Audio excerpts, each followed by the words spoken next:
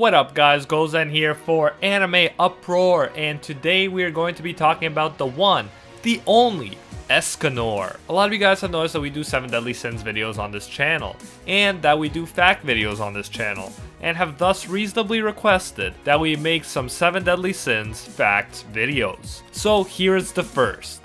If you want to support content like this, and praise the sun at the same time, you can check out our Escanor Praise the Sun t-shirt designed by pro manga artist Kuzomari. Right now, fans of the channel can get 25% off if you type in Uproar25 at checkout, so definitely check it out if you're interested, link in the description. Anyways, this is the first in the series, so if you want to see more 7 Deadly Sins fact videos, make sure to pick up the Divine Axe Rita and utterly obliterate that like button. Also subscribe and ring that magic YouTube bell if you want Merlin to magically transport future 7 Deadly Sins videos straight to your phone. Leave any video requests you're absolutely burning up to see in the comments. Now, let's jump right into some glorious facts. Fact number 1. Let's talk about the Great One's debut. He did indirectly appear in the first volume of the manga. On page 11, we get a glimpse of his wanted poster sketch.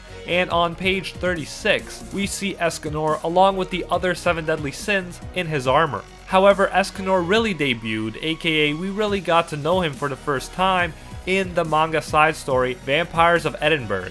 This story takes place 12 years before the main story, so when Elizabeth is still a little kid. Vampires are released, and as you'd expect, they start some trouble. Escanor is significantly younger, and when we first see him, he's skinny with no mustache, and his clothes are way too big and baggy for him. Escanor's nighttime form is as insecure and in love with Merlin as ever. He even says that he hates everything about himself, and is sorry he was even born with his curse, as he cries to Meliodas' annoyance. Meliodas is stuck dragging Escanor's sacred treasure for him, since Escanor's nighttime form cannot do it, and Meliodas explains that it's way too heavy. Escanor's opponent actually turns out to be the strongest enemy vampire, the Vampire King Israf, whose power level is 4,890. As we think back to the 7 Deadly Sins at the beginning of the series, most of them had a power level in the 3,000s, and Merlin had an impressive power level at 4,710. So this Vampire King, who has a power level of almost 5,000, is by no means weak. However, after Escanor transforms into his daytime prideful self, he easily defeats him. In fact, the heat coming off Escanor when he is just standing next to the Vampire King is enough to burn him alive. It's not what you expect out of a final fight with a boss, but it is entertaining and perfectly introduces just how OP this character, who was a nervous, sweaty, self-pitying mess just a little while ago, truly is. And if that wasn't enough proof of his strength, Merlin even explains that Escanor at his peak level easily surpasses that of any other Sins. The Vampire King gets wrecked as badly as if it was Fumikage, the Chicken of Darkness himself, facing Escanor and his super effective Sunshine ability. Escanor made his anime debut in the Signs of a Holy War OVA, where we briefly see his nighttime skinny form. A short moment that, nevertheless, made all of us manga fans go absolutely crazy. Fact number 2. Escanor, just like King Arthur and Meliodas, comes from Arthurian legend. Nakaba, the creator of the 7 Deadly Sins, is no doubt inspired by different elements of Arthurian legend, but he always mixes these elements and then puts his own spin on it. In Arthurian legend, there are 2 notable Escanors. Escanor le Grand, or Escanor the Large, who was supposedly raised by a giant and a witch, and is, as his name suggests, supposed to be a very large man. The 7 Deadly Sins Escanor is usually thought to be based on this Escanor, because he was said to grow stronger until noon, and then his strength would begin to diminish after that.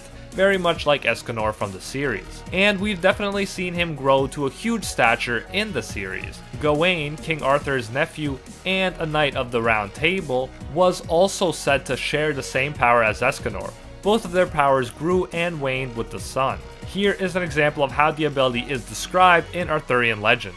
The 2 knights fought with swords and shields. At first, Gawain proved to be the stronger knight, as the sun rose higher and higher at each hour. As the sun passed its zenith and slowly drew nearer to evening, Gawain's strength decreased as each hour passed, so Gawain was weak as an ordinary man, end quote. And if you're wondering, Gawain forfeited the fight because he knew he couldn't win without his sun-enhanced powers. There was also another Escanor in Arthurian legend. He was King of the White Mountain and the nephew of Escanor the Large. He was also referred to as Escanor the Handsome.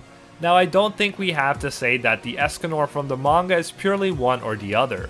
Rather, we can view him as a combination of these two Escanors, since our Escanor, especially in his prideful form, would also consider himself to be handsome, and the Escanor from the series also comes from royalty, although he was chased away for being a monster before he could even have a chance to become king. Another reference to Arthurian legend is the name of Escanor's sacred treasure, the divine axe Rita. Rita Gar was actually the strongest and most violent of all giants in ancient time. The story goes that there were many kings back in that time, and while they fought each other, giants would emerge from mountain caves and raid their territories. Rita was like, why do I have to settle for stealing some sheep when I'm stronger, braver, and bigger than these weak human kings? He fought against many kings and always shaved off their beards, the symbol of their strength and manliness. He wove their kingly beards into his cloak as proof of his strength and victory. One day, 28 kings of Prydain joined forces to take Rita out.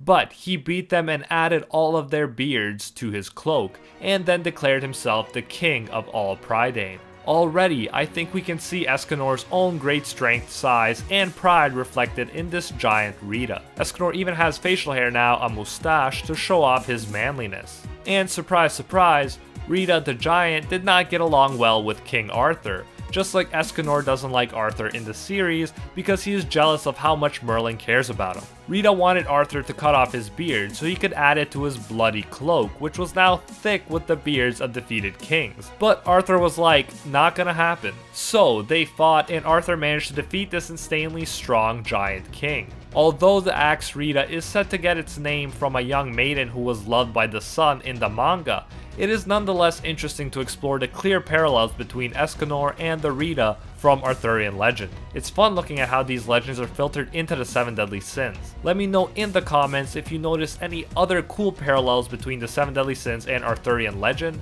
I would love to learn about some new ones. Fact number 3. You may have noticed that Escanor's daytime form is jacked AF. Well, let me shed new light on why that might be. Let's look at an interview with the creator of the 7 Deadly Sins, Nakaba Suzuki. In the interview, he said, the first manga I ever bought was Dr. Slump by Akira Toriyama. When I was in elementary school and junior high, I was really into Ultimate Muscle, Fist of the North Star, and Dragon Ball. I love drawing muscles now because of those 3 manga, end quote. Meliodas has some muscles, as does Bon, but these muscles are nothing compared to the muscles we see on Escanor, so you can bet that Nakaba especially loves drawing the insanely muscular Escanor. It is no surprise that Nakaba got inspiration from Dragon Ball, since many shonen mangakas did. The combat class aspect of 7 Deadly Sins is very similar to the power levels in Dragon Ball 2, and let's just say that Escanor's is over 9,000. In the interview, Nakaba also nodded towards Escanor, who had yet to make his appearance at that point. The interviewer said, there hasn't been much revealed yet about some members of the 7 Deadly Sins, why is that? And Nakaba answered, maybe it's because they're too strong. Maybe you'll find out soon enough, end quote. Escanor was last to be introduced, but definitely not least. Nakaba did not disappoint, and the last introduced sin definitely turned out to be insanely strong. Strong enough to justify Nakaba going to town on his muscles. Fact number 4. Let's talk about some fan theories. There were 2 fan theories about Escanor that eventually turned out to be true. The first one was a theory about his glasses. People guessed that Escanor's glasses allowed him to be in his nighttime form during the day, since nighttime Escanor seemed to be wearing them at times that could not have been at night. People found this to be suspicious, and eventually they were proved right. The glasses were given to him by Merlin, and they effectively suppress his daytime form. However, if they are removed during the day, he will instantly transform into his glorious daytime form. Let me just take this moment to point out that Escanor kind of reminds me of Superman, since they both get their power from the sun, are overpowered muscular dudes, and have a less cool alter ego that wears glasses. So they are very similar, but you can bet I definitely prefer Escanor. Unlike Gother's, Escanor's glasses are non-prescription, so he can see fine without them. Fans also speculated that Escanor's sun-based powers were related to the goddess clan, and this was proven to be true when Escanor's ability, Sunshine, was revealed to be a special blessing called a grace that was once wielded by Mael, the strongest archangel. Fact number 5. Believe it or not, Escanor was not going to be the Sin of Pride originally. The Sin of Pride was going to go to a fairy prince called Jahan. Escanor was going to be the Sin of Lust. He was extremely ripped, and considering he was going to get the Sin of Lust, he was also going to be portrayed as a horn dog, but it seems that his horn dog tendencies were passed on to Meliodas. His overall look was different too from the one that we know and love. He was originally supposed to have a younger, clean-shaven appearance and was similar to Griamore. However, thankfully we got that glorious sun-praising mustache, and he ended up being the opposite of a horn dog. Instead, when it comes to love, he is usually a shy guy, who has deep feelings for Merlin and is extremely loyal to her, despite the fact that, at this point, his love seems unrequited. I still can't believe he was close to being the Sin of Lust though, since he has grown to fit the Pride role oh so perfectly. Nakaba was probably like, Escanor, you're gonna be a Sin of Lust. And Escanor was like, who decided that? I choose my own sin, and I will choose Pride. And that was the end of that. Fact number 6. Let's talk about Escanor's age. He was born on July 1st and is 40 years old when the manga starts, meaning he was around 28 years old during the Vampires of Edinburgh side story. Although he physically appears to be the oldest member of the 7 deadly sins, ironically he is actually the youngest sin, since everyone else either ages slowly compared to a human or doesn't age anymore. So this 40-year-old man is actually the baby of the group. Fact number 7. Next, let's take a closer look at Escanor's power. As was already mentioned, Nakaba kept Escanor for last, in part because he is so powerful. In the Vampire of Edinburgh side story, Merlin did not hesitate to state that at his peak, he easily surpassed every other sin in power. His powers fluctuate more than anyone else's since his power grows and wanes with the sun. But let's look at every power level that was given for him. His nighttime form was recorded at 15, which is actually the lowest power level revealed in the entire series. However, things look brighter in the daytime, as we'll see. Escanor was also measured at 28,000, and the interesting thing about this instance is that he transforms not because of the sun, but because Gother makes him think of Merlin, who, according to Escanor, is the very sun itself. What a poet this guy is. Probably the most jacked poet in history.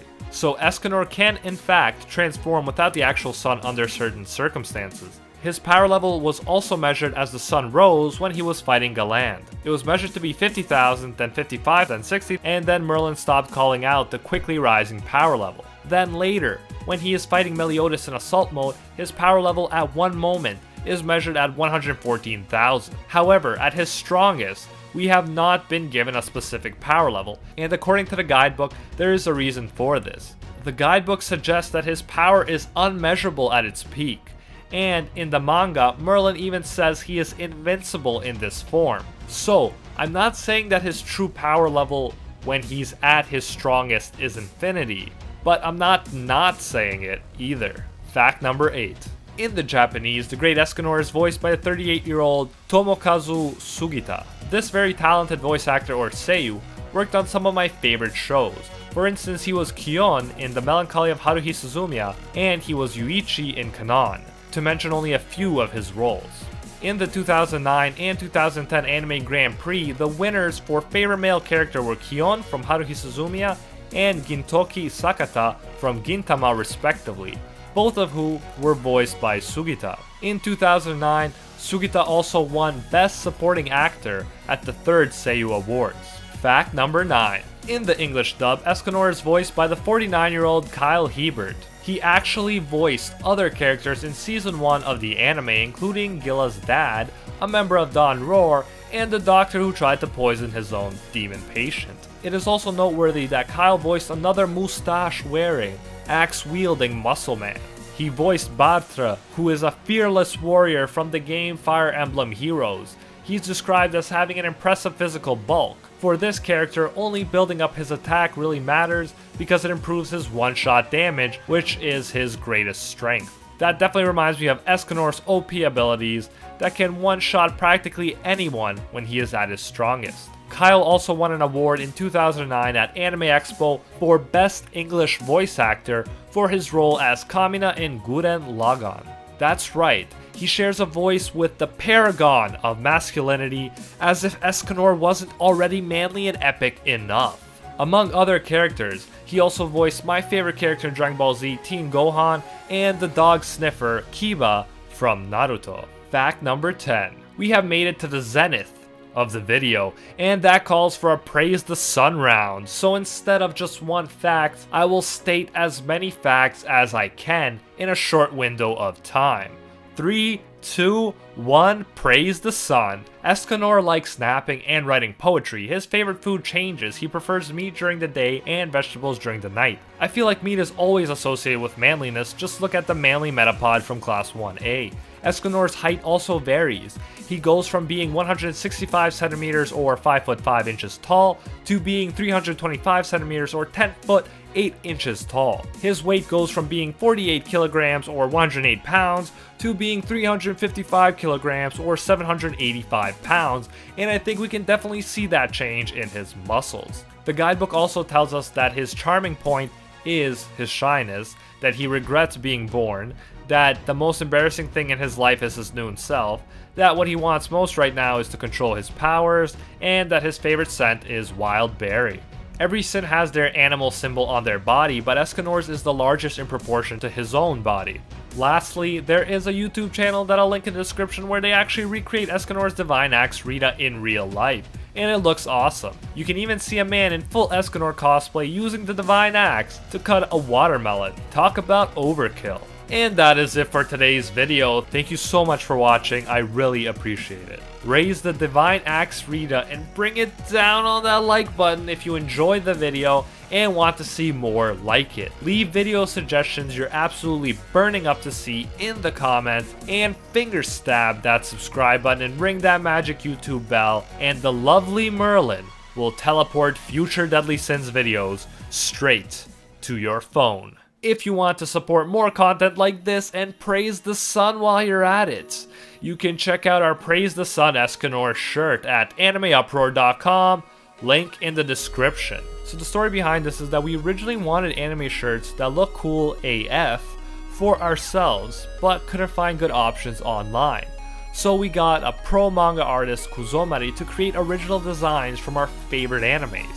And now, along with us, you too can share in Escanor's glory and praise the sun all day long with your very own Escanor Praise the Sun t-shirt. For fans of the channel, you can use Uproar25 at checkout to get 25% off your order. Anyways, thanks so much for your ongoing support, and until next time, see you, Space Cowboy.